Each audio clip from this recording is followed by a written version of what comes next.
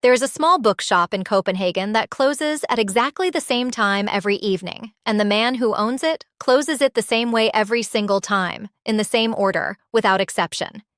He turns off the register first. Then he straightens the chairs near the window. Then he waters the two plants by the door. Then, and only then, does he turn off the lights and lock up. Visitors who've watched him do this more than once often ask why the order matters so much, and his answer is always some version of the same thing. If he skips the order, some part of him doesn't fully believe the day is over. Before we go any further, I want to say something clearly, because it will change how you hear everything that follows. If you lie down at night, physically exhausted but mentally still running, replaying conversations, half planning tomorrow, unable to fully arrive in the stillness your body is clearly asking for, that is not insomnia in the clinical sense, and it's not a personal failure to relax. It's a brain that was never given a clear signal that the day had actually ended. You cannot expect a mind to shut down instantly simply because a light switch did. Something in between has to happen first. This is a film about that in-between space, the transition Nordic households have quietly protected for generations, long before anyone called it sleep hygiene or wellness architecture. There isn't a single perfect word for it the way there is for Hygge or lagom, but it lives inside both of them.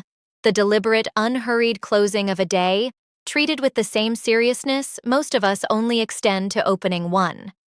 Today we'll explore why most evenings fail to actually end, even when the day's tasks are technically finished, what the transition into real rest actually requires biologically, and 5 small, sequential shifts, closer to the bookshop owner's closing ritual than to any dramatic bedtime overhaul, that can help your evenings genuinely conclude rather than simply stop.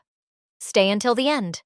I'll leave you with a 2-minute test, a way to notice tonight whether your evening ever actually ends or whether it just quietly runs out of hours. Let's begin.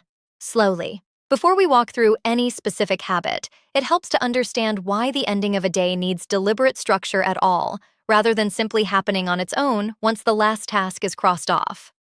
The nervous system doesn't downshift the way a screen goes dark the moment you press a button. It transitions gradually, through a genuine physiological process, moving from a sympathetic, alert state, the one that's been active for most of your waking hours, toward a parasympathetic state, the one associated with digestion, repair, and actual rest. This shift takes time, and more importantly, it takes cues. Left without any signal that the day has concluded, the nervous system has no clear reason to believe it should begin winding down at all, regardless of how tired you feel or how late the hour has become. This is precisely what the bookshop owner's closing ritual provides, and why the specific sequence matters as much as the individual actions themselves. Each step, the register, the chairs, the plants, the lights, functions as a small, unmistakable signal, building cumulatively toward a single, unambiguous conclusion. The day is over now. Skip the sequence, lock up in a rush, and some part of the mind remains subtly unconvinced, still faintly listening for what comes next. Because nothing actually told it, there was nothing left to come. It's worth noting how differently this operates compared to willpower-based approaches to winding down, the kind that rely on simply telling yourself to relax harder. Willpower asks the nervous system to override its current state through sheer effort, which tends to work poorly precisely when you're already depleted, which is usually exactly when you most need to wind down. A sequence asks nothing of willpower at all. It asks only that you follow steps you've already decided on in advance, at a time when deciding was easier, so that by the time evening actually arrives and energy is low, there's nothing left to figure out. Only a familiar pattern left to move through. Most modern evenings offer no equivalent sequence at all. Work bleeds into dinner, dinner bleeds into scrolling, scrolling bleeds directly into bed, with no threshold moment anywhere in between, clearly marking one part of the day as finished before the next begins. The mind, never given a closing sequence to follow, simply keeps running, because running is the only mode it's ever been shown.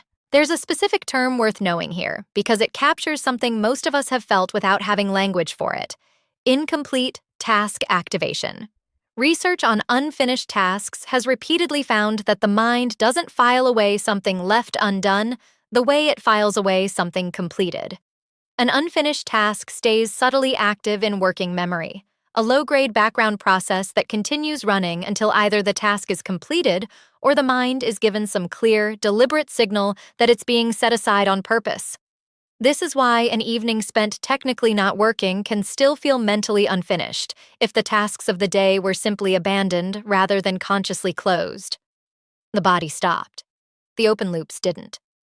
Let's walk through what a real closing sequence can look like, starting with the most immediate shift.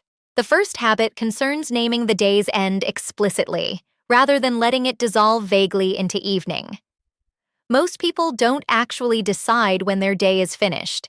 It simply erodes, one more email, one more scroll, until exhaustion eventually forces the issue at whatever hour it happens to arrive. The bookshop owner never wonders whether it's time to close. He decided that hour years ago, and the decision itself removed an entire category of nightly negotiation. The micro-action here is small but structurally important. Choose one specific, consistent moment each evening, not whenever things wind down, but an actual point you name in advance, after which no new task is permitted to begin. Not finished perfectly, simply named, out loud if it helps, even just to yourself. The working part of today is over. This single sentence, however small it sounds, functions the same way the register does in the bookshop. The first domino in a sequence, the rest of the evening can follow. The second habit concerns the specific danger of one particular kind of task, the one that feels quick enough to justify doing just one more of, precisely because it seems too small to actually delay winding down. One more email, one more message, one more scroll through a feed that was supposed to take 2 minutes. Research on task switching and cognitive closure suggests these small, seemingly harmless additions are actually the most disruptive kind, because each one reopens a mental thread that had been on the verge of closing, requiring the nervous system to restart its winding down process from somewhere closer to the beginning. The shift is specific. Once the day has been named as finished, treat every just one more impulse as information, rather than an instruction to obey. Noticing the urge is enough.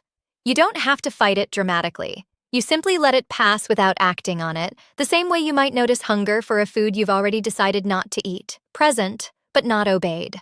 The third habit concerns physical tidying, not for the sake of a clean home, but for what a few minutes of small, deliberate physical order does to a mind that's about to attempt rest. The bookshop owner straightens the chairs and waters the plants, not because either task is urgent, but because the physical act of restoring small order to a space seems to give the mind permission to do the same internally. There's something to this beyond superstition. Environments that visually signal completion, dishes done, surfaces cleared, tend to produce less residual mental activity than environments still visibly mid-task, because an unfinished physical space subtly implies an unfinished day, regardless of how much actual work remains. The shift doesn't require a deep clean. It requires choosing 2 or 3 small, quick physical actions, the same ones each evening, that visually mark the day's transition. Closing a laptop fully rather than leaving it open, clearing a single surface, straightening one thing that's been slightly out of place all day. The specific tasks matter less than their consistency and their function as visual evidence to yourself that today has been put away. The fourth habit concerns light itself, specifically the transition away from the bright blue heavy light most homes default to well into the evening. This isn't only about melatonin production, though that mechanism is real and well documented. It's also about the signal brightness itself sends. Bright, even lighting mimics daytime conditions, and daytime conditions imply there's still time left to accomplish things.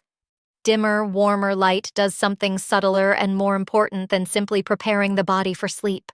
It visually communicates that this particular part of the day operates under different rules than the rest of it. The shift is gradual rather than absolute.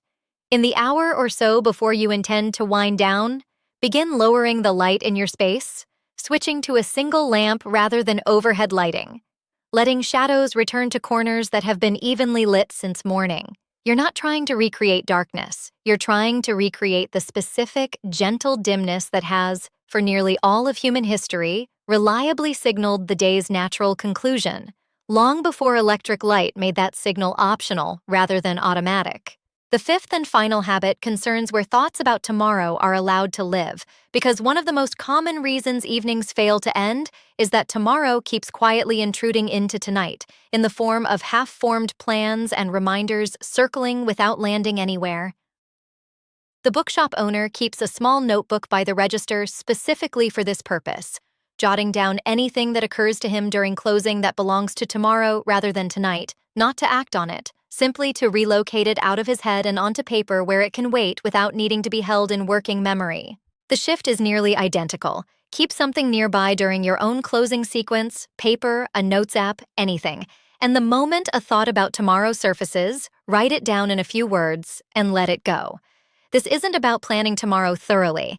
It's about giving your mind reliable evidence that the thought has been captured somewhere safe, which is usually all it actually needed in order to stop circling. It's worth saying that none of these 5 habits require more than a handful of minutes combined, which matters because the instinct many people have upon hearing all of this is to imagine an elaborate new evening routine, something with far more steps than energy typically allows by the time night actually arrives.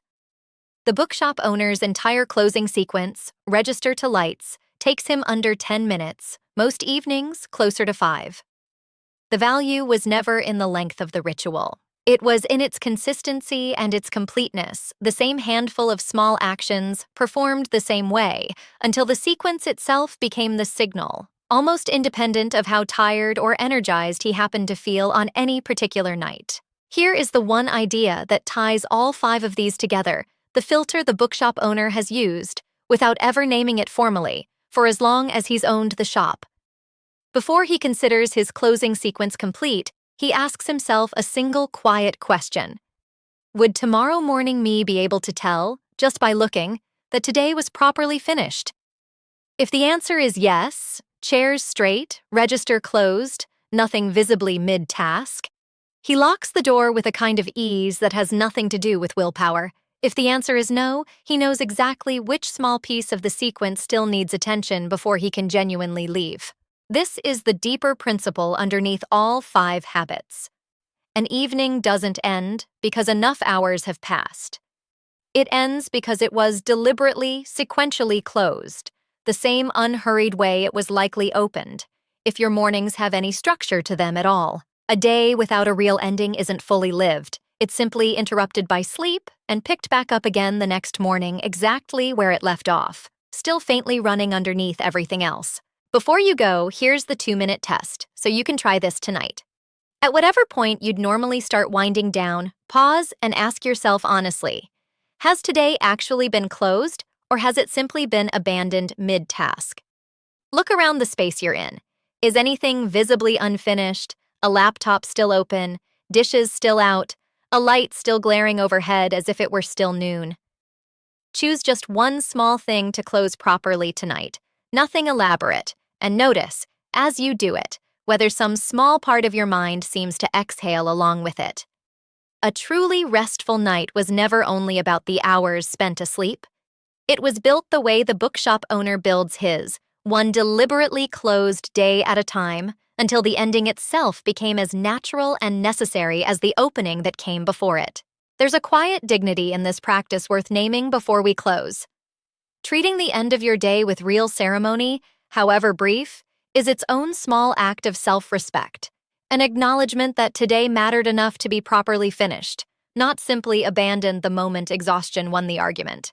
Most of us extend this kind of care to plenty of other things: closing a book carefully, parking a car properly, finishing a meal before leaving the table. The day itself, the largest container all of those smaller things happened inside of, rarely receives the same small courtesy. 5 minutes, once, tonight, is enough to begin changing that. If this found you at the right moment, I'd love to hear it in the comments. Simply write, "I am closing today properly." Let that be the quiet promise you make to your own evening tonight. Sleep, when it finally arrives after a properly closed day, tends to feel different too. Not necessarily longer, but less guarded, the way rest feels when nothing is quietly waiting to be remembered the moment you wake. That difference is worth the 5 minutes it costs to build. I'll see you in the next one.